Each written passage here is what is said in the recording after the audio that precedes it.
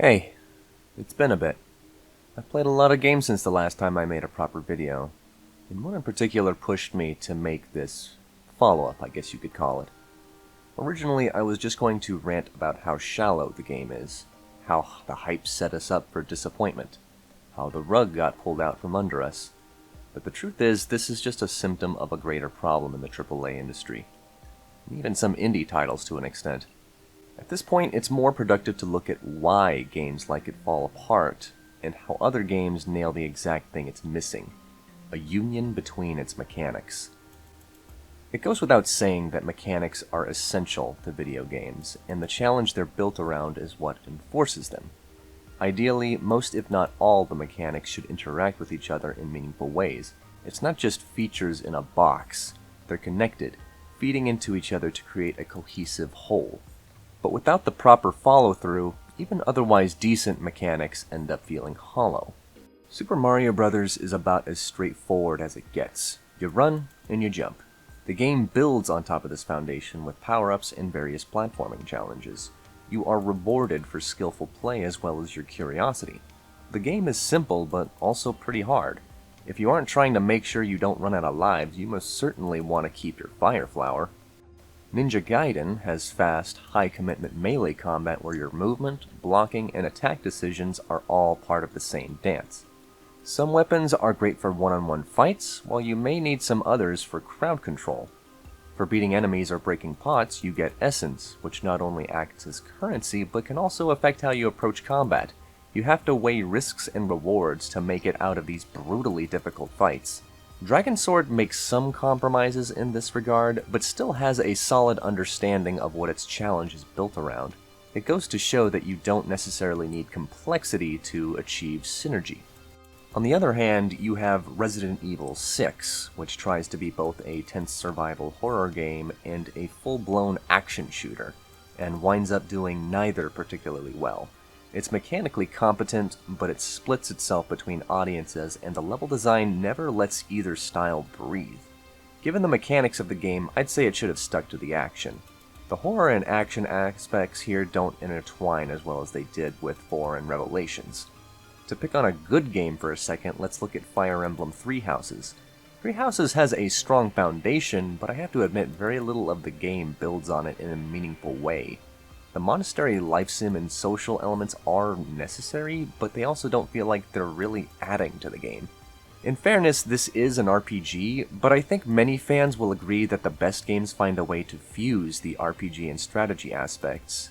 Three Houses is far from the worst example of this, and there are worse places to put social elements than an RPG. This example is largely just to illustrate that even otherwise good games can have this problem to some extent.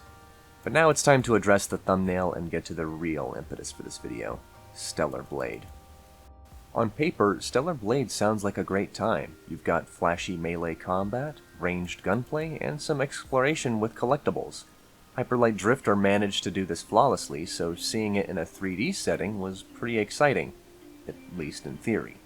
In practice, though, none of it feels like it's part of a cohesive whole. The systems at play almost feel like a Frankenstein's monster of mechanics repurposed from scrapped projects. On one hand, we have Bayonetta-style string combos with flowing animations. On the other hand, we also have Souls-like commitment, where you're locked into actions once you start them. You can't reliably block or dodge to cancel these attack strings. The problem? It inherits the weaknesses of both and the strengths of neither. You don't get the cancel freedom or improvisation of a true character action game, and you don't get the deliberate, slower precision of a good Souls-like. Normal attacks are so weak that you're encouraged to fall back on beta and burst skills.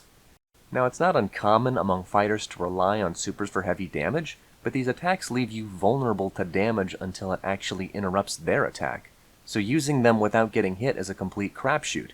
And if you're fighting multiple enemies, forget it. You're all but guaranteed to take a hit. In a Souls-like, you have to commit to charged or stronger attacks and risk getting hurt, but the same can also be said of the enemies you fight. Dark Souls is a dance of death where you move about and observe your enemy, finding openings wherever you can. In a combat system like Stellar Blades, the inconsistent pacing combined with high commitment attacks makes things pretty muddy. Ranged combat in this game has it even worse. The gun is strong and simultaneously still feels like a last-minute addition. With exception to forced gun-only segments, the guns just feel like they're there. There's no satisfying interplay between melee and ranged like you have with games like Resident Evil 4 or Hyper Light Drifter.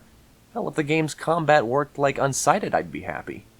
What I'm trying to say is that Stellar Blade likes to throw new mechanics at you before the old ones have had any time to mature. New features often distract your focus instead of bolstering it. You could make the argument that staggering enemies with parries and perfect dodges ties into exposing weak points to shoot, but without a consistent way to get ammunition back from combat encounters, capitalizing on it isn't always an option. In the end, what you're left with is a game that looks good in a trailer, but feels hollow when actually played. Without any sense of identity, the mechanics feel like appetizers with no main course. Now, I am not saying that you can't mix elements from different genres, and to prove this, we're going to take a look at Valkyrie Profile. I always recommend this game to those who don't necessarily like turn-based games, but do want to get into them. It is both turn-based and action-based, but the distinctions between the action and turn aspects and where they interact with each other are much clearer. It also accomplishes the union between these seemingly unrelated design approaches flawlessly. When it's your turn, it's the entire party's turn. You can spend charge time on casting spells or using items. From there, you attack. Now, unlike many JRPGs around this time, you can actually perform combos and juggle enemies. The incentive, outside of doing damage to enemies, is to fill up a meter to purify Weird Soul and unleash a super. Or even multiple supers. But wait, that's not the only incentive here. If you can keep them in the air, the enemies will yield crystals that increase the amount of experience you get. But wait, these are some tough enemies and you need to heal, but your mage can't cast any spells right now. Let them fall to the ground and get back to comboing. And you see that there's these orbs that gravitate toward your party members, and suddenly the charge time is shorter and you don't have to wait nearly as many turns for your mage to recharge. Even if you did absolutely no damage with each hit, you'd still be building your gauge and multiplying your experience gains and charging your mage for spells. Never mind how well this combat design complements its RPG elements. I wish more action games did stuff like this. This is exactly the kind of risk and reward system that keeps me coming back to Ninja Gaiden. That's the point. It's not about how many systems you can cram into a game, it's about how each one changes the way you use the others. Valkyrie Profile works so well because it knows exactly what it wants to be and molds each mechanic around its core gameplay loop. There's no dead weight, no feature that exists just to check a marketing box. Everything has a purpose, and every purpose feeds the rest. This is what gives a game staying power. Following trends isn't inherently bad, but gameplay systems don't exist in a vacuum. And that brings us back to the bigger picture. This is about an industry that's increasingly building games like their focus group product bundles instead of cohesive works. So naturally, I'm sure you're wondering that if this is a problem with the AAA industry as a whole, why did I single out Stellar Blade? Well, it's because of this. Stellar Blade is repeating the mistakes its AAA contemporaries can't seem to stop making, and it's being rewarded for it. AtrophyofSoul has an excellent video about The Last of Us.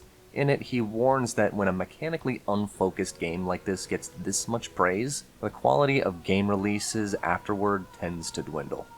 Given how much the industry at large copied its design, I'm inclined to agree with that.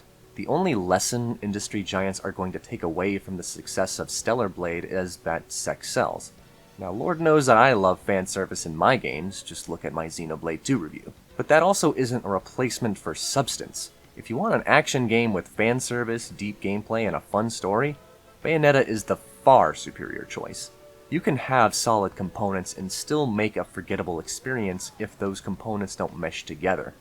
When the systems at play cohere into a proper through line, you get something that people will play for years to come, even after they beat it. Union between mechanics isn't the cherry on top. It's the whole sundae.